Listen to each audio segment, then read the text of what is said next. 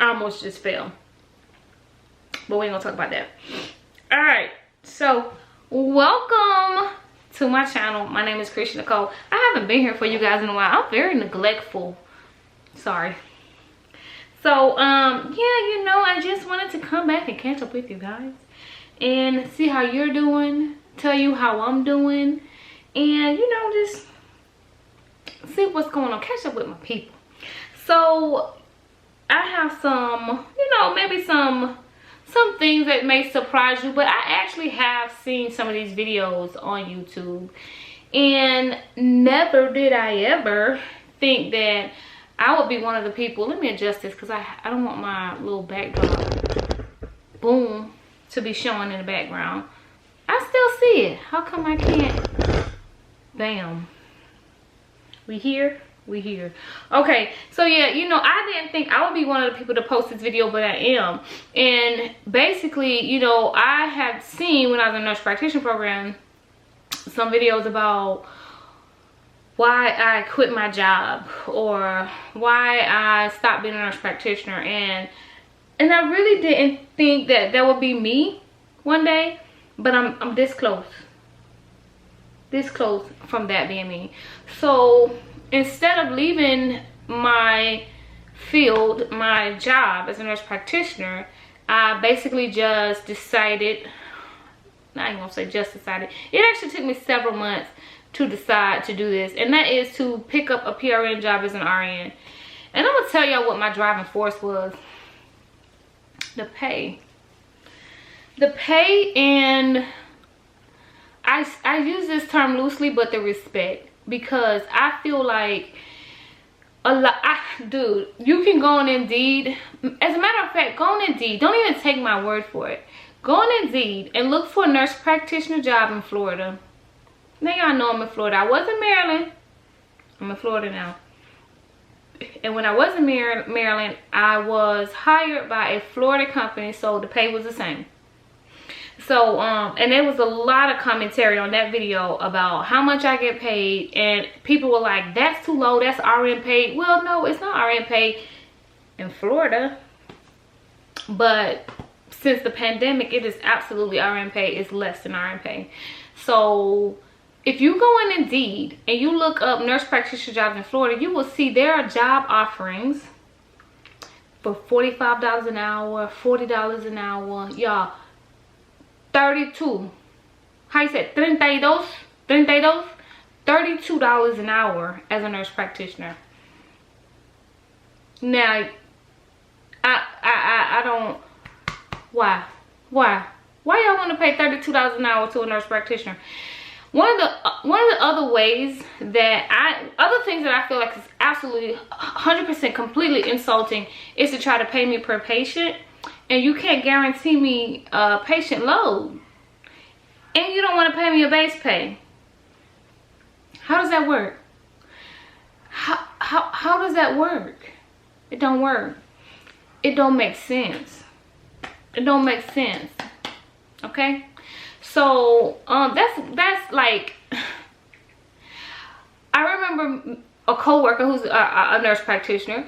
We were in a nursing home and we were listening to an LPN discuss her pay. Mind you, this is pandemic time. We're all going to see these patients. We're all exposed to these patients in the COVID unit, and these LPNs are making more money than us. Did you hear what I just said? These LPNs are making more money than us. So yeah, it was like, okay, no. So anyway, it's frustrating. Up until last weekend, I was working 7 days a week and just still struggling. So I was like, okay, nah. And when I say struggling, I mean I'm making money, but it's kind of just, I'm just bouncing out. Like, I should be able to save a lot of money, and I'm like, why am I not being able to hold on to my money? Like, why am I not making all this money that I thought I was gonna make as a nurse practitioner, especially having a doctorate? But so I was like, let's change some things up. Let's just pull it back. Let's just reel it back. And I was like, let me inquire about working as a RN, because I'm having a hard time finding a job, a PRN, or part-time PRN as a nurse practitioner. And I do part-time PRN because I have my own clinic, which is in the beginning stages. It's in the baby phases. So I'm not booming. I'm not booming. That's just realistic. So I'm like, okay, I'm not finding a good nurse practitioner job. There almost aren't any, not any that are calling back anyway. And I'm gonna apply for a RN job. Let me go back to the ER, or I would even go to ICU. I've never worked in ICU, but I would like to work in ICU. So let me go back. Y'all, I applied for an RN job, PRN in the ER. Literally got an email back same day, got a phone interview the next day, which applied on a Wednesday, heard back on Wednesday, phone interview on Thursday, second interview Thursday afternoon, third interview and fourth interview on Friday, and was offered more to work PRN as an RN in ER than the jobs that I was seeing offered as a nurse practitioner. Now, there's a lot wrong with that. I'm not even gonna go down that rabbit hole, but there's a lot wrong with that. It's a lot wrong with offering a nurse practitioner $32 an hour. It's an absolute complete insult. So yeah, man, I almost quit. I almost quit this field for a little while. And one of the reasons why I'm not quitting is because I like to work as an RN. I do. But I also like to work as a nurse practitioner. There's pros and cons of both. But if I'm going to practice medicine as a doctorate prepared nurse practitioner, there is absolutely no way in hell that I'm going to take $32, $40, or $45 an hour. I'm just going to work as an RN. And one of the questions, actually, when I was interviewing, the main question that I kept being asked was, why do you want to work as an RN? Why not? I've always been an RN. Like, I never stopped being an RN. I always had my licensure.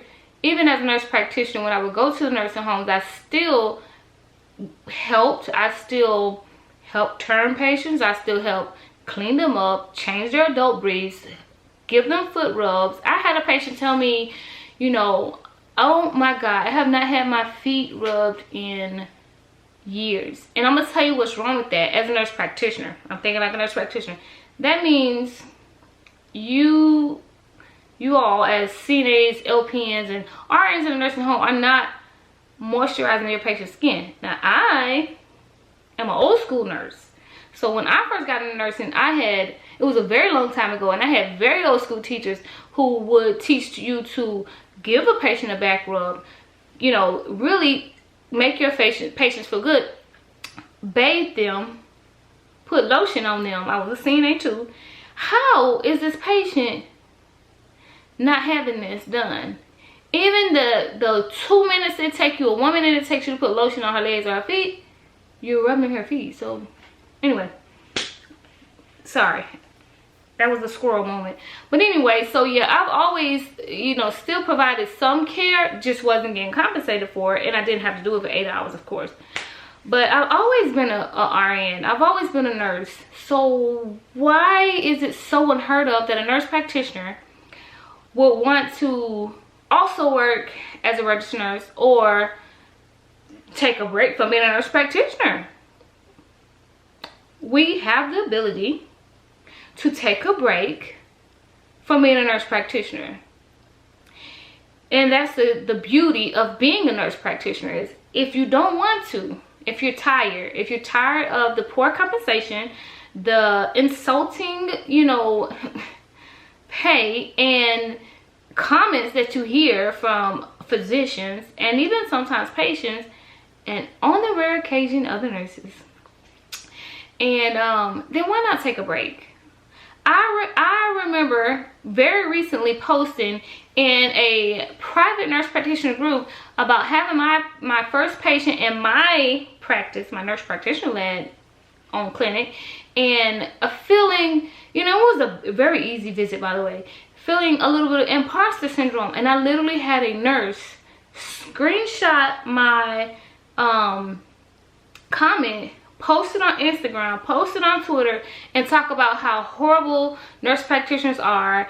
You feel imposter syndrome because you shouldn't be doing this, you shouldn't be having, like, you shouldn't be practicing. And it was like a Twilight Zone feeling, you know, like, what is happening? There's such a negative side to being a nurse practitioner. There's a lot of beauty to it, if you get the right job, and you get the right pay, and you get the right environment and all of that, but it's not easy to get there. So I was like, you know what, bump that.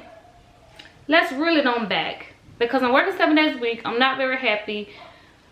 Let's do something else. So yeah, I'm telling y'all, I almost was like, let me shut the clinic down, let me quit these jobs, and let me go work as an RN. And I think that was crazy. That was a crazy thought. I think that was extreme.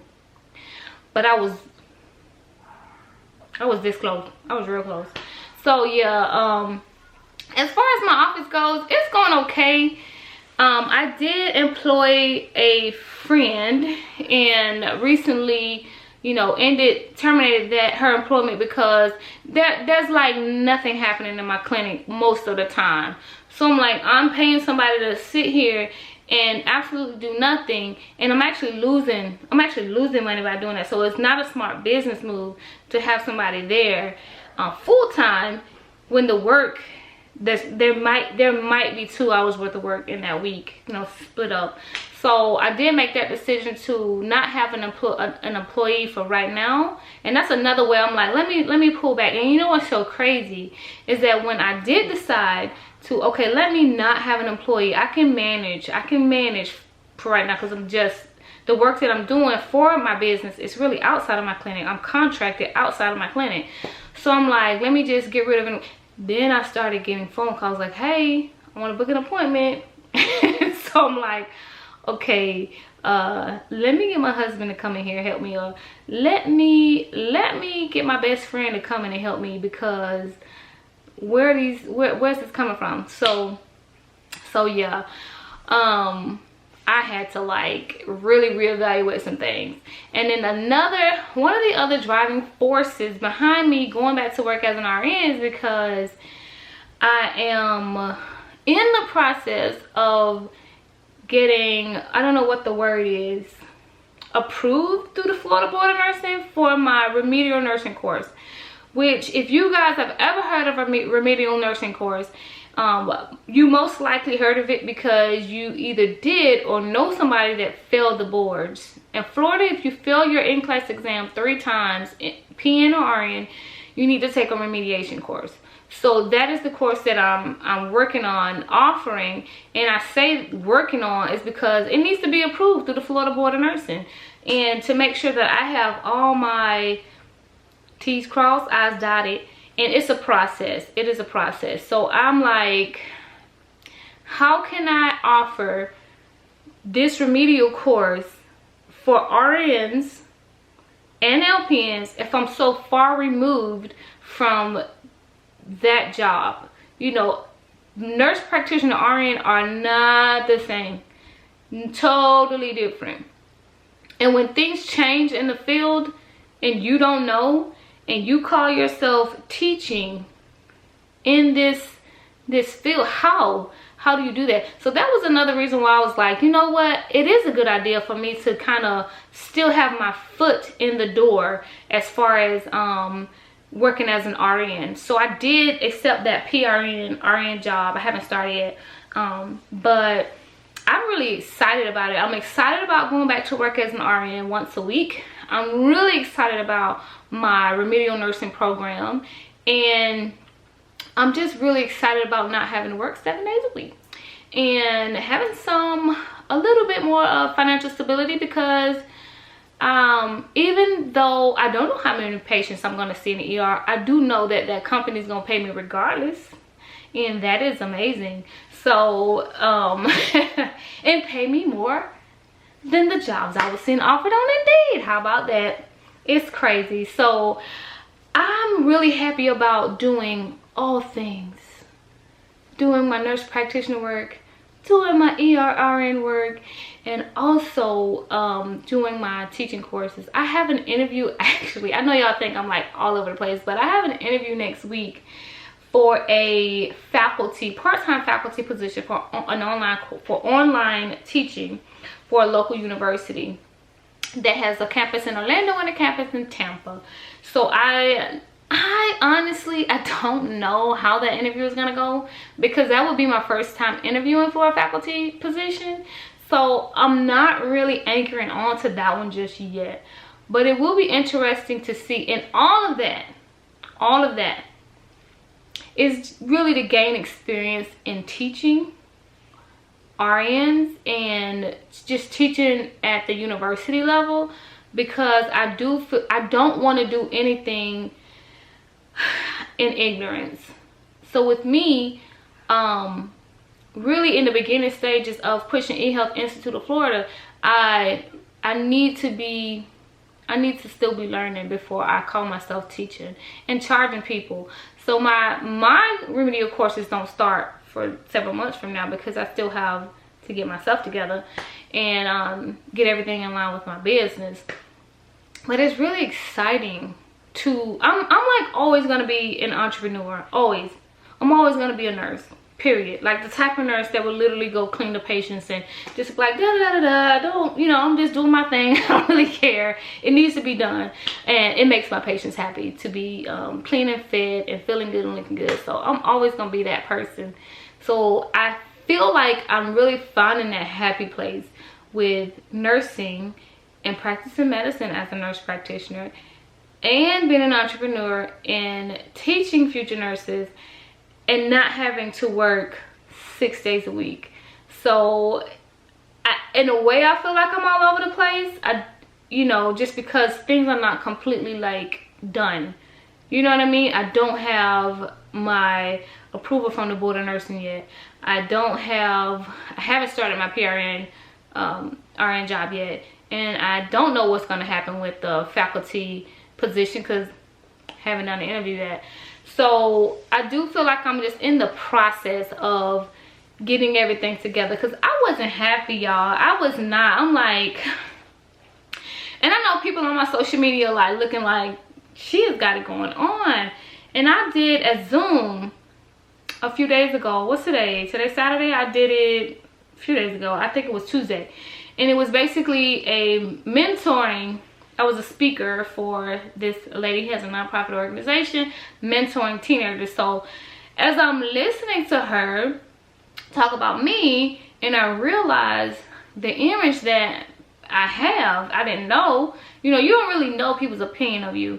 So I feel like people's opinion of me is like way up here. And I'm like, oh, bring it down. Bring it down. Like, I am real regular. I'm real regular, real humble. I still struggle. I'm striving, but I'm not where I want to be. So, like, bring me down a little bit to the human level. Like, yes, I'm Dr. Richardson, but I'm just a regular old person over here, like, trying to make it. So, please, like, bring it on down. And, but yeah, man, it's crazy. I did not want to deal with like insurances with my clinic, and I think that's where I went wrong with not having a successful clinic from like day one. It was like, I don't want to deal with Blue Cross Blue Shield and Aetna and Cigna and United Health and all that. And you really need to, because people, you know, it is okay to offer services for people who are uninsured and underinsured, but there's a lot of people around here with insurance. I'm like, I'm missing out. Like, I'm missing out on making my clinic profitable. So yeah, I'm definitely, I've already paid somebody to like help me with that. I just like gave the money and was like, fix it Jesus, because I need my business to be profitable. So yeah, I'm just like, dude, I was so close. I'm like, I had to come up with a master plan, because, and I don't want to discourage you guys from being nurse practitioners at all, but just know what you're doing, because once you get there, it's like, it is a little kind of hard to go to be in an RN. People are like, what are you doing? And it's like, dude, I was just an RN a year ago. A year and a half ago. What are you talking about? So yeah, anyway, that's what's going on with me. You guys, please let me know what's going on with you. Some of y'all tell me like, hey, I started my nursing program, or hey, I'm doing this, and I do read my comments. I'm like, well, what's happening with this person? I don't even know y'all, and I'm so nosy. I'm like, what's going on? Well, what happened with that? Well, you know, how did this person still want to be? So let me know how y'all are doing in the comments. Please ask me questions, you know, especially if you are here as a nurse, nursing student, nurse entrepreneur. I would love to help you. I really do have so much information that I could put in these videos, but I go off on tangents sometimes, and then I'm like, how much information I want to put out, because this is information I'm already putting out in an online course or online webinar that I have for Digital Nurse Society. So, you know, how much do I put out? How much? I don't know. I do know that I want to put out some videos related to nurse entrepreneurship, because, and you guys, the camera died, and yeah, it's several hours later now, but I'm getting ready to edit this video. So listen, follow me. I am Krisha Nicole on here, on TikTok, Instagram. You can if you want to. I don't really post anything significant on Instagram. But as always, you know, all my videos I ask you guys, if you have any content ideas, any questions, nurse entrepreneurship questions, please give me the questions in the comment section. I'll talk to you guys on another video. Tomorrow's my wedding anniversary, so I may or may not make a video. I'm not sure. It depends on if we're doing anything. But I'll try to make a video. I'm not sure what y'all are interested in. I don't even know my audience anymore. Now, you know that's bad, but I am going to admit that. So, like, comment, subscribe, give me content suggestions. If you came from TikTok, thank you. Follow my channel, and I will see you guys again soon. Bye.